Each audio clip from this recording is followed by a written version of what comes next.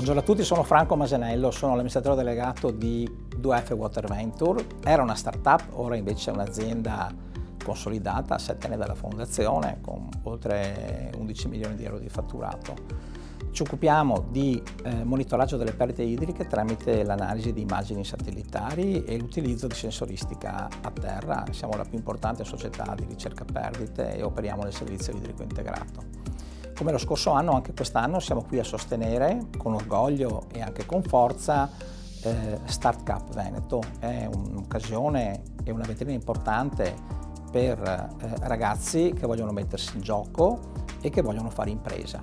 Confermo fin d'ora che sosterremo anche la futura edizione, andremo avanti a sostenerla per il fatto che siamo presenti sul territorio, per il fatto che comunque è coinvolta l'Università di Padova, la città dove abbiamo la nostra sede, e anche per l'amicizia che ci lega al direttore Fabrizio Durghiero.